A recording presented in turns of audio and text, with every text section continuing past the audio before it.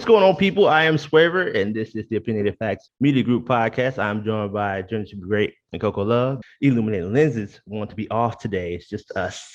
So, on this podcast, our mission is to build better relationships through using the power of conversation within our community.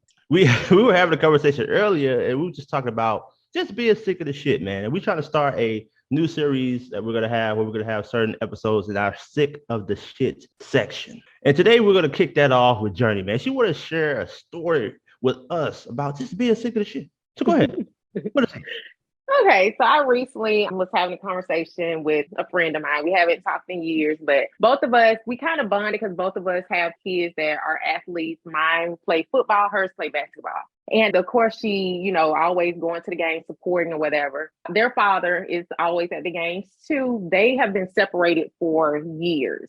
So the father has moved on. He's in a brand new relationship. The woman he got with, she has her own children. So they don't want one another. They just go support their children like a decent co-parent relationship should go. However, she mentioned to me that she's on the verge of snapping on this new, stepmom or whatever, because she's like, when they do go to the game, she comes in, she speaks to everyone. And however, the stepmom basically doesn't open her mouth. Her children won't open their mouth. And so she's basically on the verge of going off. And she was asking me my opinion. Should she address her ex about the situation to see what the problem may be? Or should she just go ahead and cuss this lady out?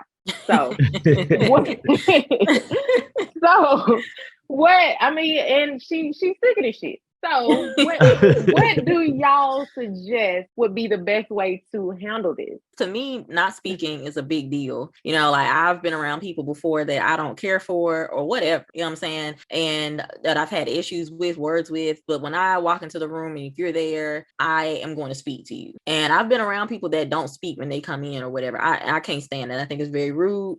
And for me to not speak to you or whatever, I'm ready to go. Like, I'm ready to rumble. Okay. Right. So I don't care what it is, like what the kids say is up or whatever.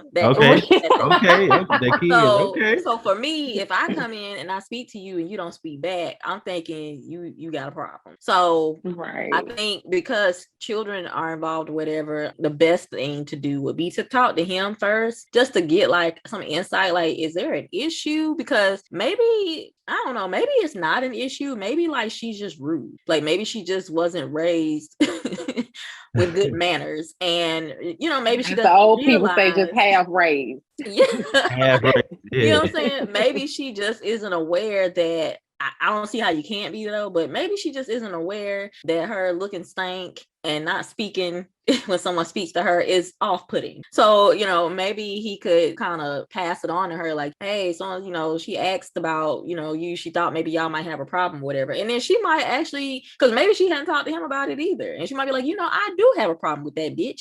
I don't like how or whatever. And then maybe that could be the beginning of some type of coming to the resolution to Jesus meeting, because it shouldn't be like that. I don't understand that if they really don't have no feelings for one another, it shouldn't be no problem like that unless she just feeling threatened or something. Well, I ain't gonna lie, man. If I have children with a young lady and we were in that scenario, I'm not gonna be like just overly friendly to the other guy. I'm not gonna be necessarily rude, but I'm pretty sure he may pick up on the fact that I'm not necessarily trying to be friends either, and maybe that may make him feel some type of way. But it just depends. I mean, it's easy to say that when you're on the outside looking in because you don't have any feelings attached to it. But it's so many factors in that. She could be jealous. Then again, she may not necessarily be jealous. Maybe she just doesn't. I don't know. I mean, maybe they've had issues in their own relationship. And so now she's like, he might be lying to me. They may have something else going on. You know what I'm saying? We don't know what is in her mind. So her not responding may not necessarily be a reason for her to be jumped on because, playing devil's advocate, maybe she has a reason. Maybe it's something that we don't know, a piece of the information that's missing. But yeah, if I was to proceed, yes, I would first go to him. But sometimes it might even be better to go to her because, it just depends on how you approach it. It depends on that person too, though, because if she does have a problem, some women, they just be waiting on you to say something, I don't know. It's weird. So when your friend was asking you about this, Jordan, what advice would you give? I understood where she was coming from. And I did think about telling her, to talk to to the father first. And she said it's been going on for years. So I do get you her want to be like, bitch, what's your problem? I get that as well. But the adult thing to do, especially, like I said, kids are involved and you don't want to try to create that type of environment with the kids, whatever. I think the best thing, like Coco said, would probably be to address him first and see if he can provide any insight as far as what's going on. Are the kids aware of this? Yeah, I just thought about that. Are the kids aware? Have they noticed the tension? Yeah. As far as I know, they haven't mentioned it to her. As far as well, why does Miss So and So act like that? I don't think they haven't came to her, specifically and said anything. My concern would be too, if I was her, just thinking about it a little deeper, my concern too, you got a problem with me, you might have a problem with my kids. And that's really what you don't want to do. You know what I'm saying? So I guess that would be my concern too. You know what I'm saying? Do we have a problem? Because I think it really does need to be addressed in some kind of way or whatever, because you're dealing with kids, and especially if it was little kids or something like that. What's going on?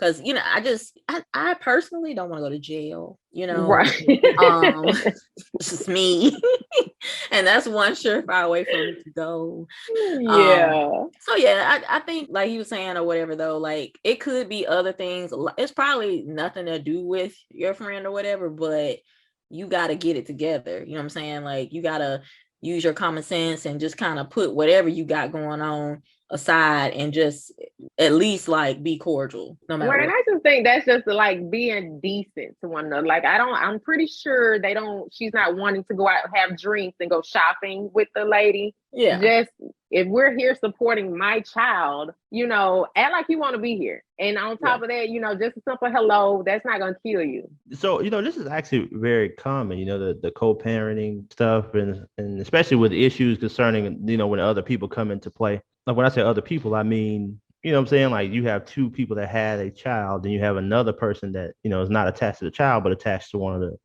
the people that had the child. And this is very common. I've seen stuff like this happen before too, but a lot of times it happens when the children are very young.